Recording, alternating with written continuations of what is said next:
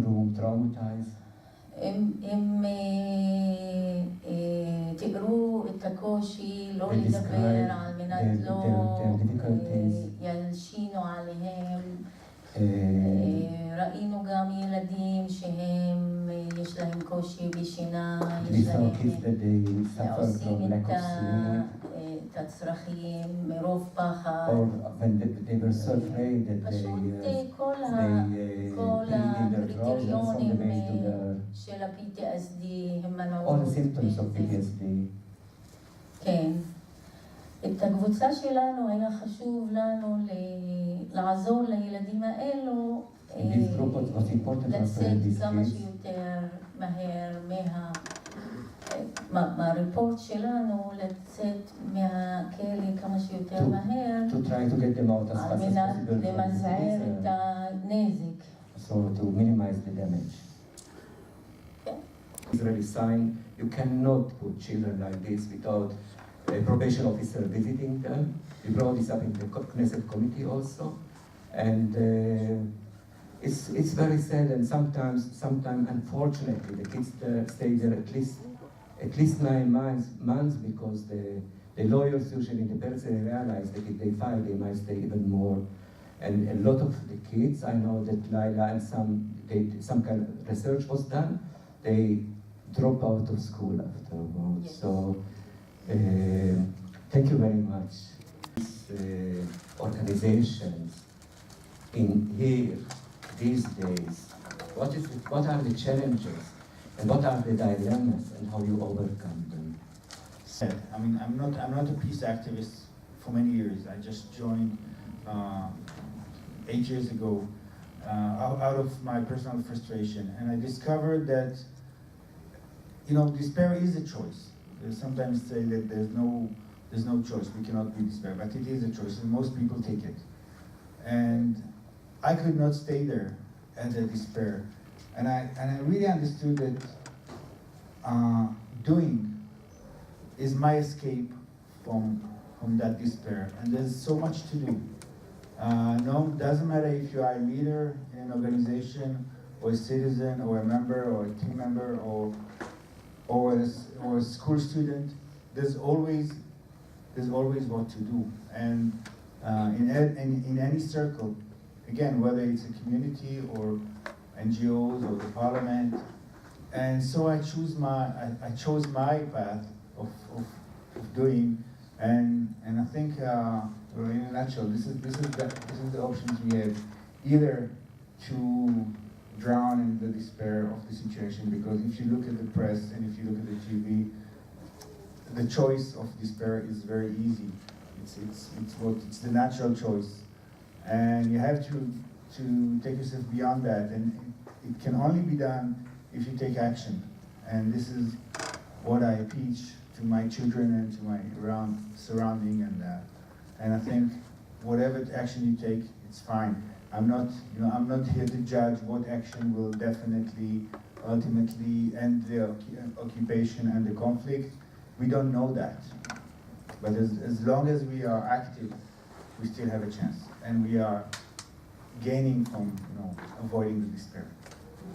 Thank you. To lead an organization working for peace at this times, and I'm very lucky because we are 30,000 leaders, women and men, working, waging peace.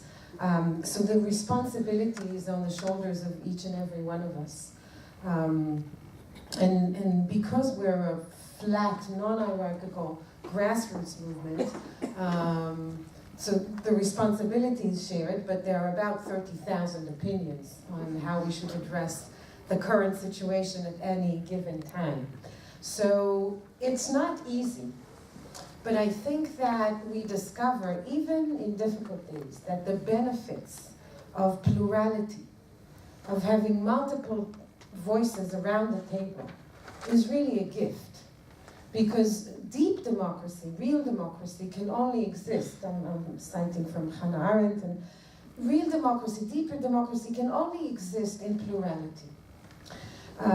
But at the end of the day, we need to make choices about what to do, and especially at such difficult times. And I so identify with what you said, Yuval. I think, and I've been a social change activist my entire life, more or less. And I think that what it has taught me is a lot of humility. You know, we do the best that we can, and it makes a difference. We're not in the business of pulling rabbits out of hats, and we're not working miracles. But we are making a difference, and we have to be very humble, both by the challenges, but also by the fact that we may not see immediate change. It doesn't mean that we have to despair, although I agree, it is a choice. But I think that what is so powerful for me at Women Wage Peace is that we choose hope every day. Now I know that sometimes people say, oh, these lovely ladies from Women Wage Peace, you know, they're so nice, and they choose hope, and that's so lovely.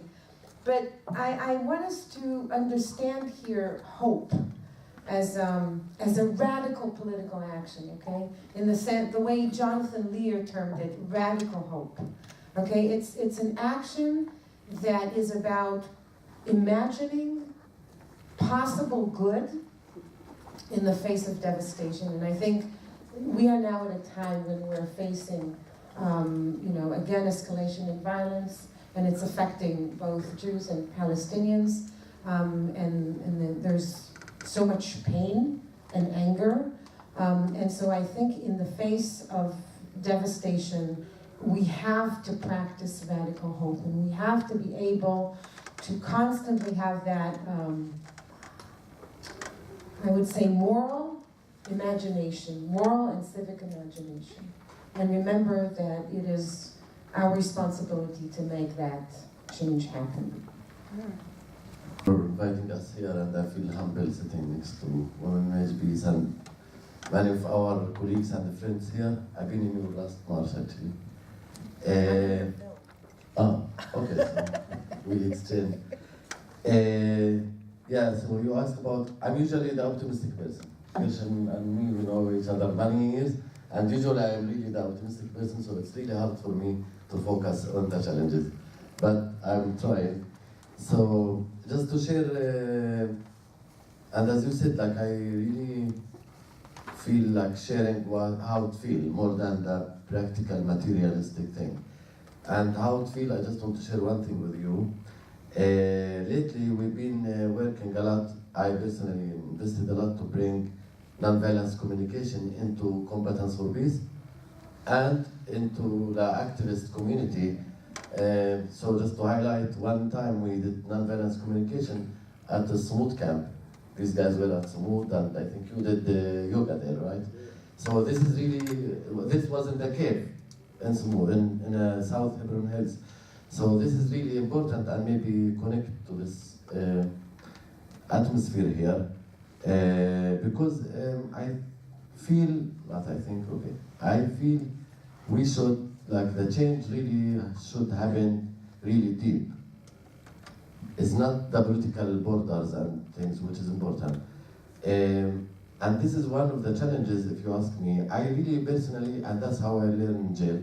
So just for the people who don't know me, I've been in jail when I was 14 and a half for 10 years. So the rest you can watch the documentary. So I appreciate what you're doing. In my time, there was nothing like that anyway.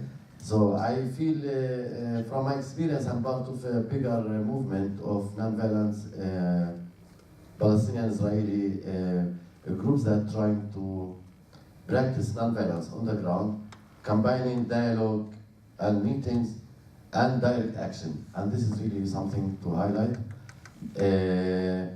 And to highlight also the imbalance in power, also the heart and the feelings and the reality. And in direction with this, I want to share with you that today, the nonviolence trainer that we have a training today of nonviolence training in Tarit Hakumi, in Rijala, Tariq Masarati, I assume some people here knows his name, he's really famous. And actually he's Jewish, as far as I know, though his name Tariq. Jewish, from Germany origin and Lebanon, a mixed guy. And after really working a lot to bring nonviolence communication into our groups, which is not easy because many of our people, I'm talking about the activists, They want action. They don't want this talking all the time. How you feel? I feel nice today, and as you talked about. What's your need? And it's not easy to bring this topic to a conflict place. And really, they fall in love with Tariq and Dua, a Palestinian girl that she's really helping with him. And today he was denied a visa for 10 years. And this is amazing how this country, whatever you call it, deny moderate people of entering here and stop their action. This is really hard for me. We were talking about this today morning, trying to find lawyers and this, but they stamp him 10 years. And personally, I never seen this guy in administration. He's a very, very moderate guy. And he had a conference this weekend, I think in Okumi, which is a controversial place. It's in the occupied territory near Jericho. Like for some organizations, they don't work with Okumi because it's too much normalization as part of the challenges. And even the conference there about historical justice. Yeah, so it's really annoying, these policies. But talk about challenges. This is one thing I came today from Ramallah, and I was really excited that finally our guys love the MVC, and we are doing tomorrow non-violence communication for a few other organizations. So I want to highlight here like challenges and opportunities. The one challenge is the division, divide and rule, the division among our activist community. I can tell you from my jail experience, in our organizations back in the days in jail, my experience was, we always were afraid from interior conflict. Nothing to do with the Israeli administration, the power, the weapon. That's not that dangerous for me. And here, if I take this experience, it's the same. So if we look at all these organizations, like look at Women with Peace, 30,000 women. Competence for Peace can gather a few thousand, and the same for many other organizations. Dobi is here representing all that. It's supposedly 120 organizations. I want to share with you my frustration. Yesterday, and we connect to the reality with Trump. I don't want to talk politics, but this is really connected. We had a heavy pressure. I am sure Gershon have a lot of Palestinian contact. There is a lot of pressure of doing something about Trump. Even though me personally, I'm really optimistic. With the Trump, without Trump, I'm optimistic. And between doing something and not to do anything, there is a big space here. We can't sit aside. That's nothing happening. This is killing all these organizations in our side, in the Palestinian side. Talk about the imbalance in power, about the occupation. If we don't do anything now in this kind of test, in Jerusalem or during Gaza or in the test, the truth is the claim that we are normalizations is a real one. We live with status quo. What's the difference between these organizations? A lot of us, I'm doing self-criticism, and the Palestinian Authority leaders, or the company women leaders, or the Israeli government, the politicians, we know that they don't want to change anything. They are like satisfied with their position. And if we are as activists don't do anything, action on the ground, this is really a bad sign. And I was in touch with many of these organizations. I'm personally, and the people that knows me and knows this, I don't really care about the name, Competence for Peace as a ego thing. And tomorrow our meeting called put the ego aside, because this is one of the challenges between us. And this is really a big truth. Many people here in the room try to bring coalition together. And I'm really proud to be part of a smooth camp.